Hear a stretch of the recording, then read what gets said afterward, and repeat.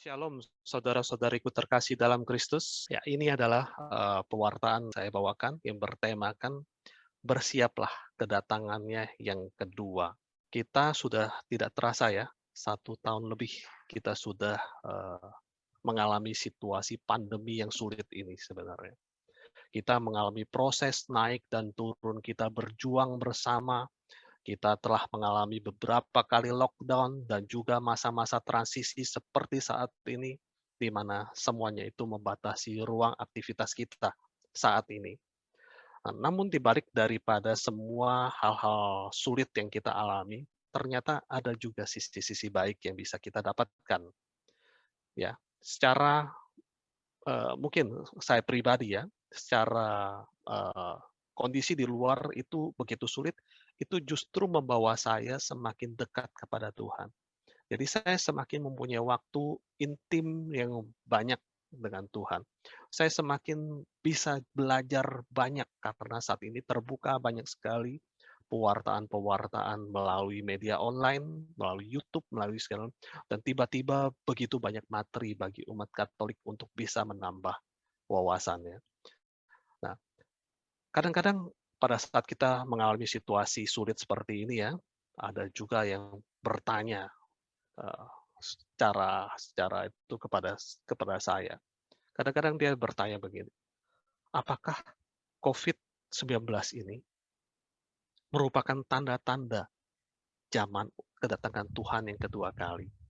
Ya, jadi sesuai dengan tema yang kita pilih yang dipilih malam ini adalah bersiaplah akan kedatangan Tuhan yang kedua.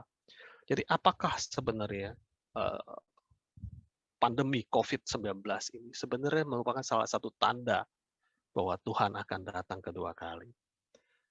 Saya ingin membuka pewartaan hari ini sebenarnya dengan satu pertanyaan. Ya. Pertanyaan gampang. Pertanyaan cuman, siapa yang ingin masuk surga? Ya. Nah, biasanya kalau kita ditanya seperti itu ya, kalau di offline ya, kalau di online saya susah melihat karena kita ada yang buka, lebih banyak yang tidak membuka video. Tetapi kalau kita ditanya, siapa yang mau masuk surga? Maka semua akan tunjuk tangan, biasanya. Ya. Tetapi kemudian kalau saya sambung pertanyaannya, siapa yang mau masuk surga duluan? Ya. Biasanya saat ditanya, siapa yang mau masuk surga duluan? Yang tadi yang angkat tangan, mulai pelan-pelan turunin tangannya. Dan kemudian dia mempersilahkan teman di sebelahnya atau kalau di online ini, video di sebelahnya, orang yang teman di video untuk boleh masuk duluan. Nah, kalau kita lihat aneh ya sebenarnya. Harusnya kalau surga kan kita tahu adalah semua cita-cita kita semua. Surga itu tempat yang sangat indah, tempat impian bagi setiap orang. Tetapi kalau kita ditanya, siapa yang mau masuk duluan? Kenapa pada surut semangatnya? Ya. Nah, pertanyaan yang saya berikan ini sebenarnya adalah sebuah kabar baik, sekaligus juga kabar yang menyeramkan bagi sebagian besar orang. Nah, tema yang dipilih oleh malam ini, maaf, tema yang kita pilih malam ini, itu juga mirip-mirip seperti pertanyaan tersebut. Sebuah kabar baik, sekaligus kabar yang menyeramkan bagi sebagian orang. Karena berkaitan dengan kedatangan Tuhan yang kedua kali di dunia. Ya, atau kita seringkali ada yang menyamakan dengan kiamat, istilahnya seperti itu ya. Dan sebenarnya pada saat setiap kali kita merayakan misa, kita pasti menyatakan aklamasi anamnesis mysterium fidei atau misteri iman. Kita pasti nyanyikan ini atau katakan ini setiap kali kita misa. Kita katakan bahwa wafat Kristus kita maklumkan, kebangkitannya kita muliakan, kedatangannya kita rindukan. Benar ya? Setiap kali misa pasti kita menyanyikan lagu ini atau menyatakan misteri iman ini. Yang menyatakan bahwa kedatangannya kita rindukan. Apa yang kita rindukan? Bahwa Yesus Kristus, Sang Juru Selamat, akan datang kedua kali ke dunia untuk membawa kita kepada hidup yang kekal. Ya. Kalau kita bilang rindu ya, kalau seperti orang lagi pacaran atau lagi jatuh cinta ya, kalau kita rindu itu sebenarnya kita sangat mengharapkan untuk bertemu. Jadi kita sangat menginginkan untuk bertemu. Kalau kita dalam hal ini jatuh cinta berarti kita ketemu, rindu ketemu pacar. Kalau kita bilang rindu kedatangan Tuhan yang kedua kali, berarti kita sangat ingin ketemu Tuhan untuk kita bertemu muka dengan muka. Dan pada saat itu terjadi, maka kita dapat katakan bahwa itu sebenarnya bisa dikaitkan dengan akhir zaman, bisa jadi. Nah, apa yang membuat sebenarnya pada saat rindu, sebenarnya ada satu hal yang membuat kita uh, hidupnya nggak enak. Ya, kegelisahan itu bagi orang yang rindu adalah kegelisahan dia menunggu dalam ketidakpastian. Jadi mungkin saat ini kita juga begitu rindunya, sehingga saat ini kita begitu gelisah, menunggu ketidakpastian, kapan Tuhan datang kedua kali. Ya. Atau kapan ya, masa pandemi ini bisa selesai. Kalau kita juga menunggu semuanya, itu rasa menunggu itu atau rasa itu tuh tidak membuat kita tidak enak. Nah, masalahnya tidak ada seorang pun yang tahu kapan persisnya masa pandemi ini akan berakhir. Oleh sebab itu, dan juga kita tidak tahu kapan Tuhan akan datang kedua kali. Sehingga kita harus selalu mempersiapkan diri. Kapanpun itu terjadi, maka kita sudah siap. Nah, bicara tentang akhir zaman, ya sebenarnya ini seringkali membuat orang penasaran. Kapan sih? Pertanyaan yang paling sering kita dengar adalah, kapan sih Tuhan Yesus datang kembali? Ya. Kapan? Udah dekat belum? Apakah sebentar lagi atau masih lama? Itu selalu pertanyaan yang ada di dalam hati kita, ataupun pertanyaan-pertanyaan yang sering kita dengar dari orang. Namun jawaban ini begitu sulit. Karena tidak ada seorang pun yang mengetahui, bahkan juga tidak Tuhan Yesus. Di dalam Matius 24 ayat 36, dikatakan begini. Tetapi tentang hari itu dan saat itu, tidak ada seorang pun yang tahu. Malaikat-malaikat di sorga juga tidak. Dan anak pun tidak. Hanya Bapa sendiri yang tahu. Ya. Nah, berbicara tentang akhir zaman, kalau kita flashback ya, 10 tahun terakhir aja. Kita ambil 10 tahun terakhir aja, nggak usah lama-lama.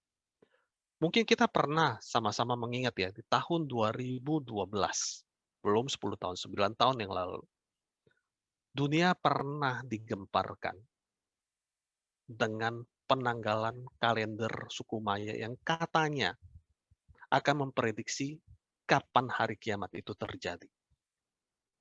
Dan pada saat itu, dunia bersependapat, ya, kalau tanggal 21 Desember tahun 2012 itu merupakan hari kiamat. Karena tanggal tersebut juga merupakan tanggal penanggalan terakhir dari bangsa atau suku Maya yang dikaitkan menjadi akhir daripada kehidupan manusia, bahkan bisa jadi kehidupan dunia. Bahkan begitu kita percayanya semuanya ini, sampai-sampai Hollywood membuat sebuah film yang saya yakin banyak di antara kita juga menontonnya. Itu film 2012 yang menceritakan tentang bagaimana proses kiamatnya dunia. Seperti halnya waktu itu dialami oleh Nuh ya, begitu besar banjir yang terjadi. Dan film ini begitu heboh waktu itu. Semua orang menunggu. wah tanggal 21 Desember 2012 itu hari kiamat. Jadi kita harus bersiap-siap. Ya. Namun apa yang terjadi pada saat kita melewati tahun 2012 tersebut? Ternyata apa yang diprediksi tidaklah terjadi. Ya. Dan setelah prediksi-prediksi kiamat di tahun 2012 itu, kita juga seringkali mendengar orang mengaitkan akhir zaman itu atau kedatangan kedua kedua kali dengan situasi yang terjadi. Dan yang terakhir adalah ada situasi krisis, kemudian terakhir ini adalah situasi pandemi COVID-19 ini. Namun seperti yang dikatakan di dalam Matius 24 ayat 36, tidak ada seorang pun yang tahu kapan hal itu akan terjadi. Namun Tuhan meminta kita untuk memperhatikan tanda-tanda zaman. Jadi Tuhan tidak hanya memberikan kita blank, kosong, istilah kita tidak tahu kapan terjadinya. Tapi Tuhan minta kita untuk memperhatikan tanda-tanda zaman. Nah, tanda-tanda zaman itu seperti apa? Jadi dalam Lukas 21 ayat 29 sampai 31 dikatakan begini. Lalu Yesus mengatakan perumpamaan ini kepada mereka. Perhatikanlah pohon ara atau pohon apa saja apabila kamu melihat pohon-pohon itu sudah bertunas. Kamu tahu dengan sendirinya bahwa musim panas sudah dekat. Demikian juga, jika kamu melihat hal-hal itu terjadi, ketahuilah bahwa kerajaan Allah sudah dekat. Di sini Yesus mengatakan bahwa kita harus memperhatikan tanda-tanda yang Tuhan berikan ini. Ya. Seperti halnya kita melihat pohon yang bertunas, itu artinya musim bersemi atau musim panas. Bersemi dulu, kemudian musim panas. Itu sudah mulai. Begitu juga dengan kalau kita misalkan melihat awan kita sudah mendung. Oh, kita sudah tahu. Oh, itu tandanya hujan sebentar lagi akan turun. Tuhan meminta kita secara spesifik di sini dikatakan bahwa jika kamu melihat hal-hal itu terjadi, ketahuilah bahwa kerajaan Allah sudah dekat. Nah, sekarang yang menjadi pertanyaan, hal-hal itu apa aja? Kan dikatakan kita harus melihat hal-hal itu terjadi. Hal-hal itu apa? Ya, kan? Pasti kita bertanya.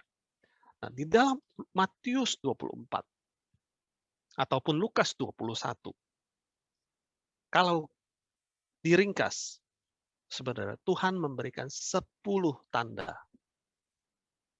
Tanda-tanda yang perlu kita perhatikan.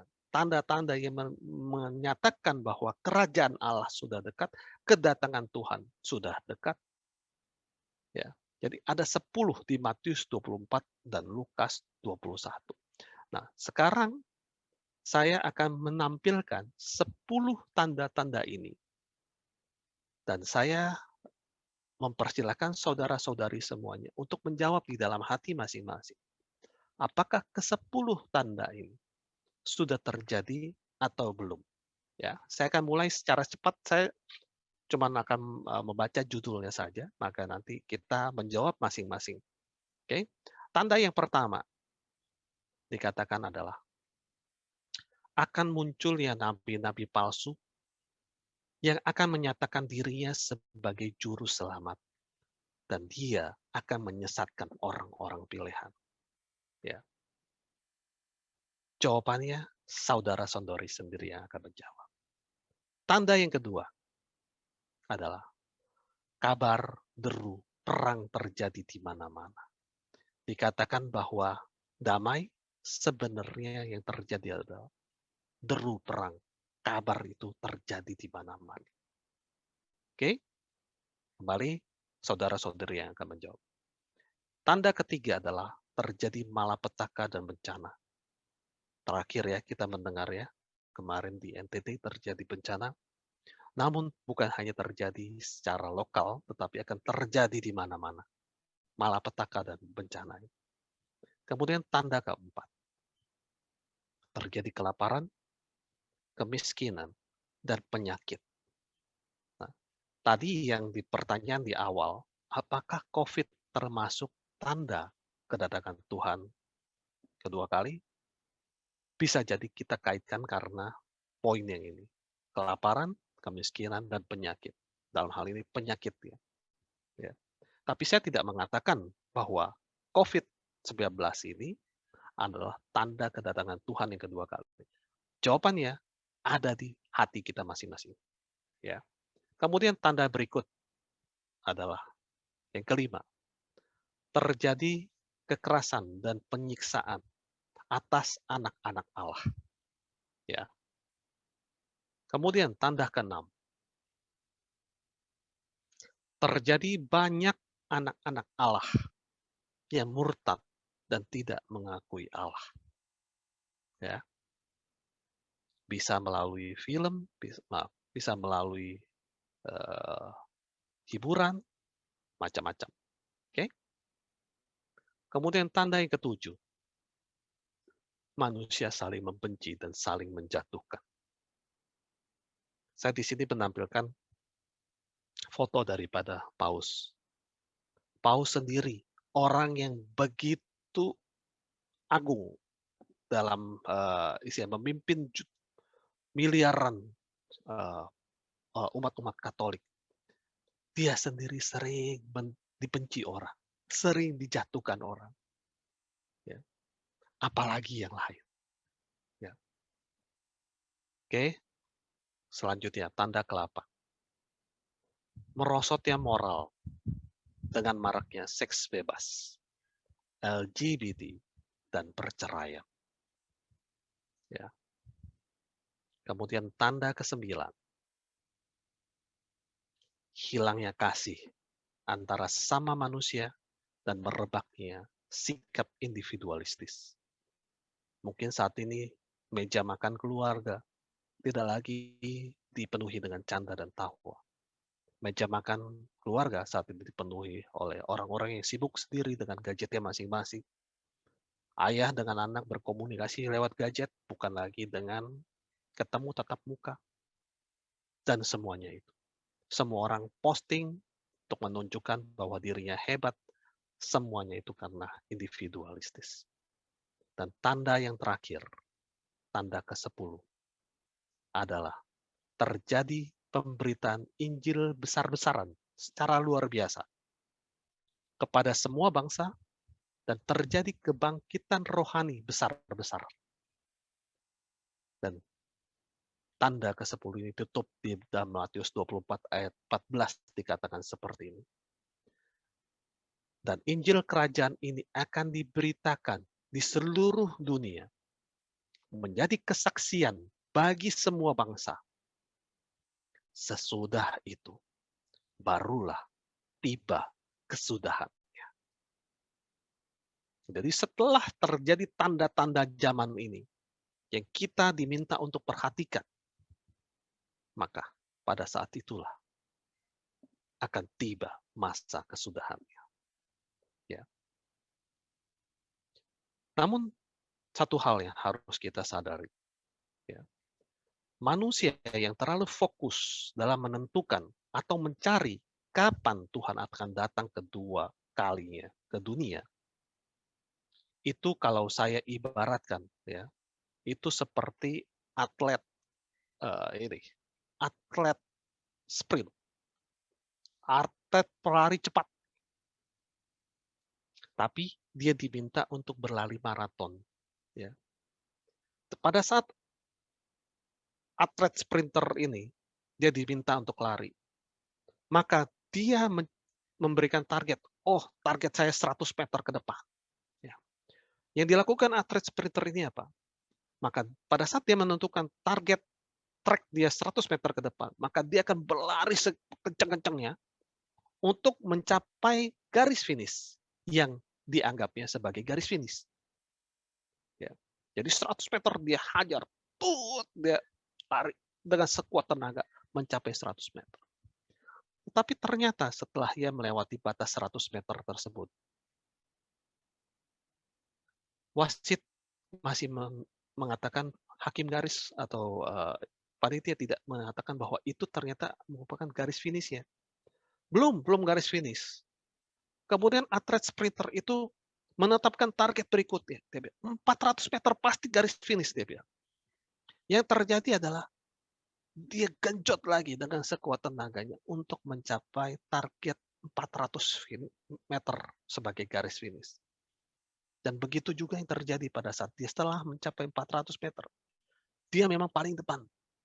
Tetapi ternyata itu bukan garis finish. Ya. Padahal pada saat dia mencapai 400 meter itu, dia mulai udah kehabisan napas. Dia mulai terengah-engah. Dia sudah sulit lagi untuk melanjutkan pertandingan. Dan akhirnya, ia menyerah sebelum bisa mencapai garis finish itu.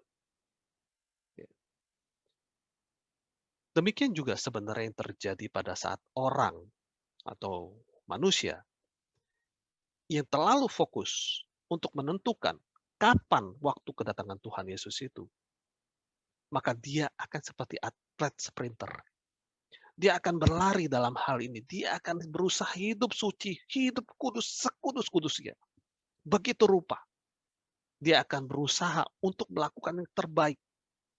Karena dia tahu sebentar lagi Tuhan datang. Tapi setelah waktu yang dia tunggu, kok Tuhan nggak datang-datang ya? Ya. Kok saya udah lakuin ini setahun lebih, Tuhan nggak datang-datang ya? Pandemi ini sudah setahun lebih, kok Tuhan nggak datang-datang? Kemudian dia menetapkan lagi target berikut, mungkin 4 tahun. Kemudian dia bikin lagi, dia hidup suci lagi, dia hidup kudus lagi. Ya. Untuk menyambut kedatangan Tuhan yang dia targetkan 4 tahun ke depan. Dan akhirnya yang terjadi seperti apa? Seperti atlet sprinter itu. Pada saat 4 tahun berlalu, maka dia mulai kehabisan nafas. Dia tidak lagi bisa mengikuti pertandingan ini. Dia tidak lagi sanggup untuk merubah dirinya supaya Tuhan betul-betul akhirnya dia nyerah. Tuhan nggak datang-datang. Sudahlah saya hidup seperti biasa kembali. Nah, orang yang menetapkan waktu kedatangan Tuhan ini, yang sering menetapkan waktu kedatangan Tuhan ini, sebenarnya dia digerakkan oleh rasa takut. Rasa takut tertinggal. Ya. Jadi pada saat kita menetapkan dan dia mau hidup kudus, dia tujuannya satu, dia takut ketinggalan sebenarnya. Dan dia takut menderita. Jangan-jangan saya pada saat Tuhan datang itu, saya bukan masuk surga. Saya masuknya malah jadi kebalikannya. Ya. Dan dia takut akan kematian kekal tersebut. Sehingga rasa takutnya itulah yang menjadi bahan bakar untuk hidup kudus. Untuk hidup suci. Ya. Padahal seharusnya hidup kudus dan hidup suci itu seharusnya bagi orang umat Kristen itu dipandang sebagai bukan kewajiban, melainkan dipandang sebagai pemberian rasa syukur kita akan anugerah, rahmat yang telah diberikannya kepada kita. Sehingga kita dengan sadar kita mau membalas kebaikan Tuhan yang telah Tuhan berikan kita dengan cara menata hidup kita untuk hidup suci dan hidup kudus seturut dengan kehendak Tuhan. Ya. Nah, ini ada yang orang yang hidupnya mencari-cari kapan waktunya Tuhan datang. Ada orang yang terbalik daripada itu. Ya. Jadi ada orang yang tipenya, ya, kutub yang satu mencari-cari waktu tergerak. Kutub yang satu lagi adalah dia tidak mau tahu kapan Tuhan datang kedua kali. Ya, dan dia bilang nggak mungkin Tuhan datang dalam waktu yang dekat. Ya. Dia bilang begini, orang-orang model ini biasanya ahli statistik. Ya. Dia bilang begini, Tuhan itu udah ngomong Tuhan mau datang 2000 tahun yang lalu. Sampai sekarang nggak datang-datang tuh. Ya. Nah, pada saat kita nggak datang-datang, jadi pas kita hidup, dan kita bukan hidup dan sekarang, bisa jadi nanti ke depan manusia ada hidup 10.000 tahun lagi, 100.000 tahun lagi, sejuta tahun lagi, kita nggak ada yang tahu. Jadi kemungkinannya sangat kecil sekali bahwa akan terjadi di dalam masa hidupnya. Dia biasa jago ngitung peluang. Orang yang tipikal begini, dia jago ngitung peluang. Peluangnya kecil sekali Tuhan akan datang di masa hidupnya. Sehingga yang terjadi apa? Dia tidak akan bersiap-siap. Ya. Nah, orang yang tipe yang kedua ini, itu sebenarnya juga cenderung digerakkan oleh rasa takut juga. Sama seperti yang pertama, rasa takut tertiga. Tetapi yang kedua, rasa takutnya berbeda. Rasa takutnya karena dia merasa dirinya tidak siap. Ya. Jadi dia berusaha menyangkal hal itu terjadi. Jadi orang yang pertama adalah orang yang berusaha untuk mencapai itu dengan secepat-cepatnya. Orang kedua, masa bodoh. Padahal tadi kita baca sama-sama bahwa Tuhan mengatakan kepada kita supaya kita melihat tanda-tanda zaman tersebut. Bukan berarti kita kita nggak tahu apa-apa. Tapi perhatikan tadi 10 tanda yang Tuhan telah berikan kepada kita. Apakah semua itu sudah terjadi? Kalau sudah terjadi berarti waktunya sudah tidak lama lagi. Tetapi kapan? Tidak ada yang tahu. Malaikat nggak ada yang tahu, anak tidak tahu, hanya Bapa yang tahu kapan itu terjadi. Nah, bagi orang yang tipe kedua ini, biasanya dia tidak akan melakukan apapun. Dia tidak akan mempersiapkan diri. Ya, kalau ibarat atlet maraton tadi, ya, ini adalah tipe atlet yang baru mau mempersiapkan diri pada saat disuruh tanding. Kalau nggak ada pertandingan, nggak ngapain kita siap-siap. Percuma, dia bilang. Ngapain kita bersiap diri? Itu nggak ada gunanya. Pada saat saya mau bertanding, baru saya siap. Itulah tipe yang kedua. Nah, padahal kita tahu bahwa seorang atlet untuk bisa dia sukses, itu bukan dilihat dari waktu dia tanding saja. Tapi waktu berapa lama dia mempersiapkan diri. Ya. Dan sebenarnya berita baiknya adalah yang kita itu, pertandingan kita itu tidak ditentukan siapa yang menang, tetapi siapa yang mencapai garis finish. Jadi bukan ditentukan dari siapa yang duluan-duluan mencapai garis finish, tetapi siapa yang bisa mencapai garis finish itu. Artinya, dia tetap mempersiapkan diri, walaupun dia tidak sempurna orang lain, tetapi dia mempersiapkan diri. Itulah sebenarnya yang Tuhan kehendaki daripada apa yang harusnya kita datang.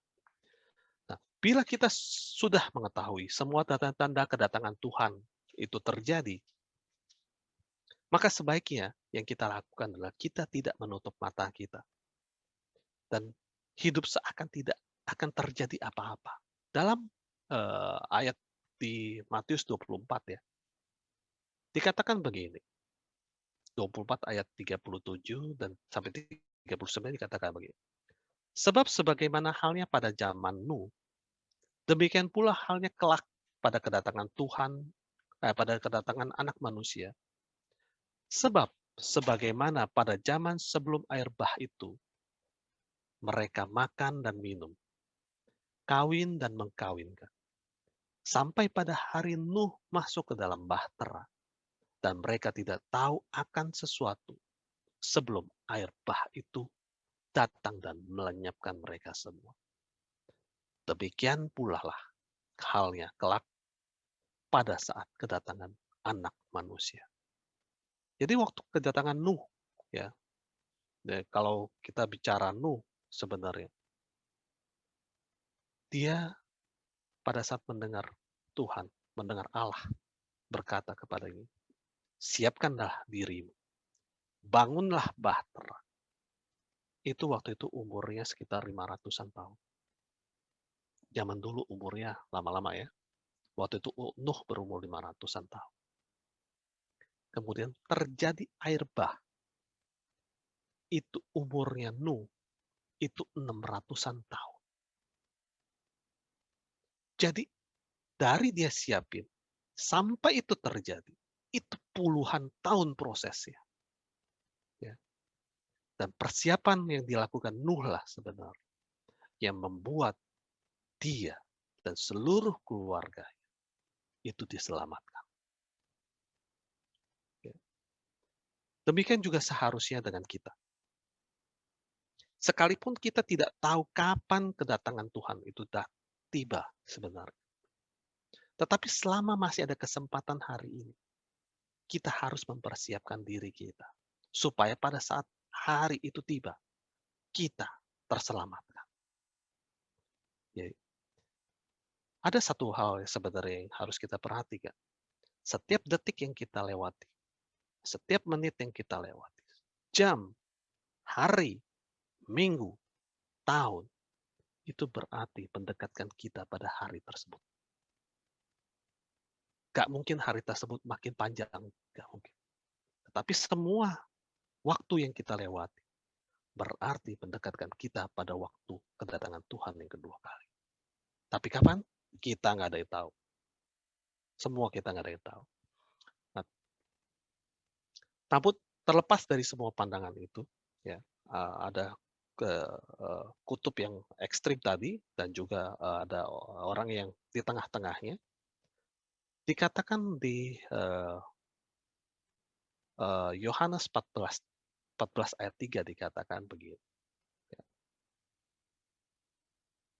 Dan apabila aku telah pergi situ dan menjadi tempat bagimu, aku akan datang kembali dan membawa kamu ke tempatku. Supaya di tempat di mana aku berada, kamu pun berada. Ayat ini sebenarnya mengatakan seperti apa? Bahwa kedatangan Tuhan kedua kali itu pasti terjadi.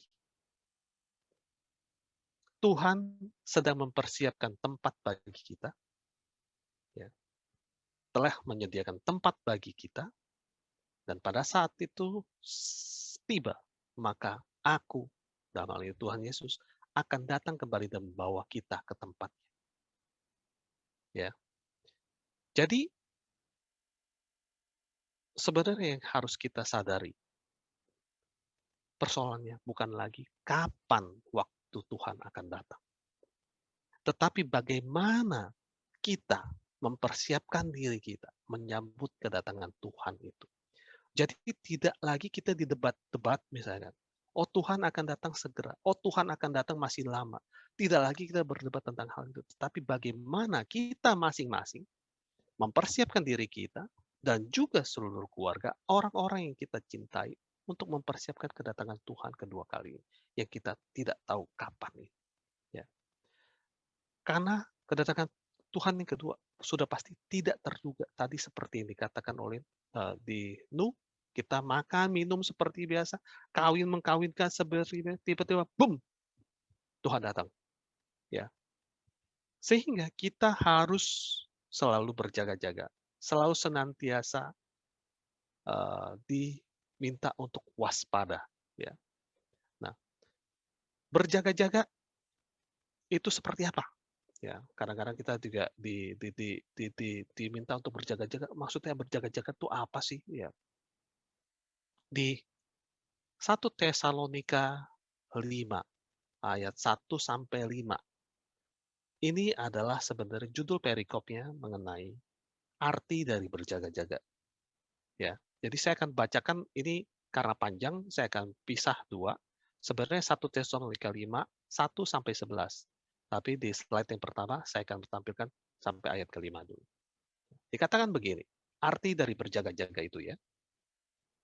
Tetapi tentang zaman dan masa, saudara-saudara, tidak perlu dituliskan kepadamu, karena kamu sendiri tahu benar bahwa hari Tuhan datang seperti pencuri pada malam. Apabila mereka mengatakan semuanya damai dan aman, maka tiba-tiba mereka ditimpa oleh kebinasaan. Seperti seorang perempuan yang hamil ditimpa oleh sakit bersalin. Mereka pasti tidak akan luput. Tetapi kamu, saudara-saudara, kamu tidak hidup di dalam kegelapan. Ya. Sehingga hari itu tiba-tiba datang, tiba-tiba mendatangi kamu seperti pencuri. Karena kamu semua adalah anak-anak terang dan anak-anak siang. Saya lanjutkan di ayat ke-6 dan sampai ke-11. Ya.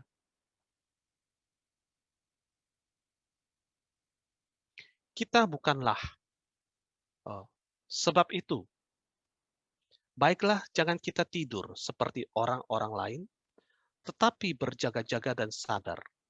Sebab mereka yang tidur, tidur waktu malam, dan mereka yang mabuk, mabuk waktu malam.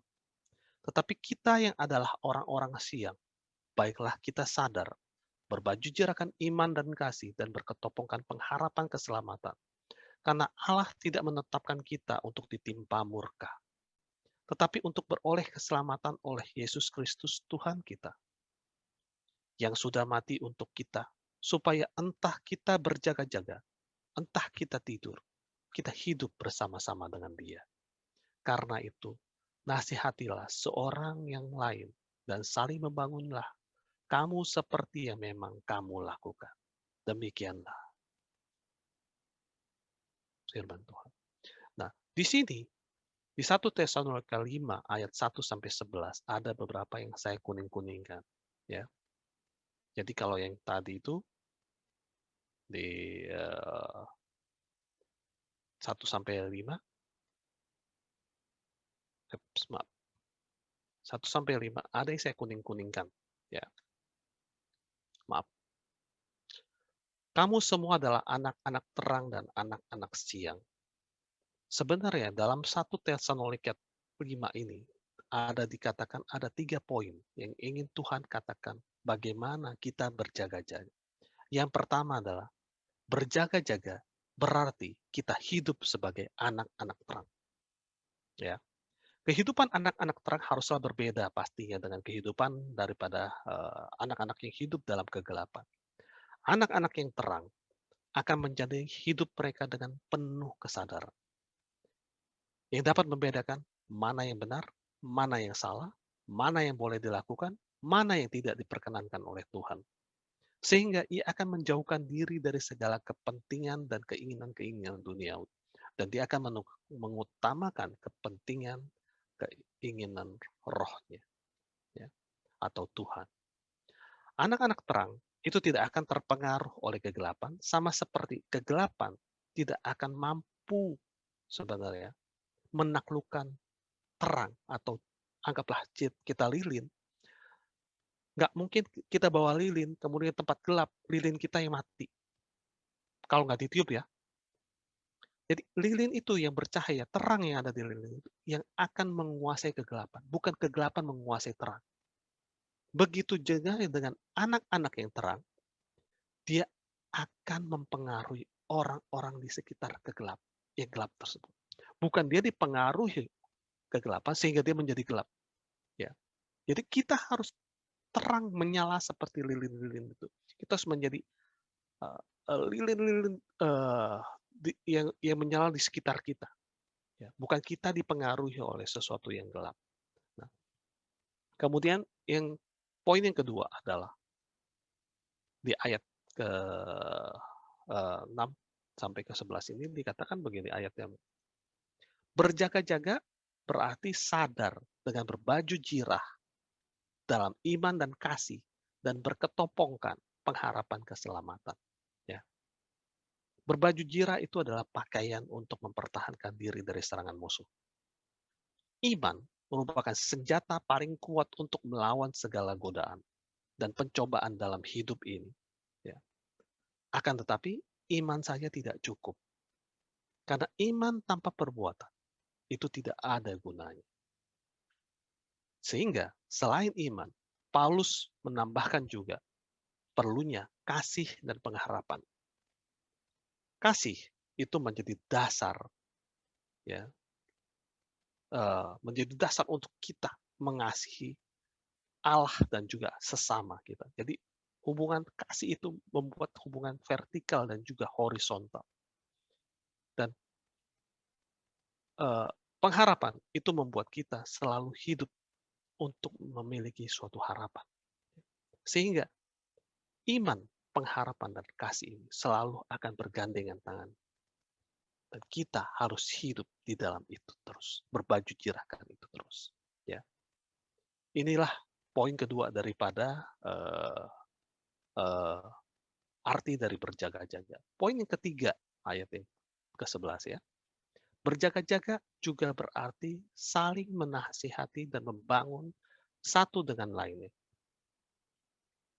Kita saat ini telah dipilih dan ditetapkan oleh Tuhan. Itu untuk pergi, untuk menghasilkan sebenarnya buah-buah. Buah-buah yang kita harus bagikan kepada orang-orang di sekitar kita. Dan salah satu buah-buah yang Tuhan harapkan adalah kita bisa membangun sesama dengan cara kita menasihati dan membangun satu dengan yang lain. Dan kita perlu mewartakan sebenarnya kabar sukacita ini bahwa Yesus akan datang. Jadi Yesus akan datang itu bukan kabar duka cita ya. Itu adalah suatu kabar sukacita. Ya. Karena kita akan dikumpulkan kembali dengan anak-anaknya yang lain, ya, yang telah ditebus, dan kita diberikan kemuliaan, kehidupan kekal. Sehingga semua ini adalah sebenarnya kabar sukacita. Dan kita perlu mewartakan kabar sukacita ini kepada sebanyak mungkin orang. Ya. Dan ujungnya pada saat Tuhan datang, maka Tuhan akan menanyakan satu pertanyaan ini kepada kita. Ya, dia akan tanyakan ini di Lukas 18 ayat 8. Dikatakan, Tuhan akan bertanya, jika nanti anak manusia itu datang, ia akan memberikan pertanyaan, adakah ia mendapati iman di bumi ini? Oleh sebab itu, marilah kita saat ini membangun iman kita melalui hidup kudus, melalui berdoa, mengenakan baju jirah, iman, kasih, dan pengharapan, serta memberikan buah-buah pemberitaan Injil kabar sukacita itu kepada sesama kita. Dan sebagai penutup, saudara-saudari yang terkasih, dalam masa pasca ini sebenarnya telah kita lewati, selayaknya kita mulai dengan pertobatan kita sebagai awal persiapan kita untuk menjelang kedatangan Tuhan yang kedua kali ya. Sehingga kapanpun kedatangan itu terjadi, kita sudah mempersiapkan diri kita, dan bukan hanya diri kita sendiri, kita juga mempersiapkan keluarga kita, saudara-saudari yang kita kasihi semuanya. Seperti juga Nuh tidak hanya menyelamatkan dirinya, tetapi dia menyelamatkan seluruh keluarganya, orang-orang yang dikasihi. Dan sebagai orang beriman, kiranya kita dapat menyambut kedatangan Tuhan ini dengan sukacita, bukan dengan rasa takut ataupun dengan rasa duka cita. Sebab kedatangan Tuhan itu sungguh dapat kita rasakan sebagai suatu karya keselamatan yang indah. Terakhir, saya mau sampaikan ayat terakhir, yaitu dalam Matius 24 ayat 13 dikatakan, tetapi orang yang bertahan sampai pada kesudahan akan selamat. Dan semoga Allah sumber damai sejahtera memberikan kita semua kekuatan untuk menjaga iman agar kita dapat bertahan sampai dengan kesudahan. Demikian pewartaan malam ini. Semoga pewartaan ini memberikan kabar sukacita kepada kita semua dan kita tetap berjaga-jaga menantikan Tuhan Yesus Kristus untuk berjumpa muka dengan muka dengannya. Terima kasih. Tuhan memberkati.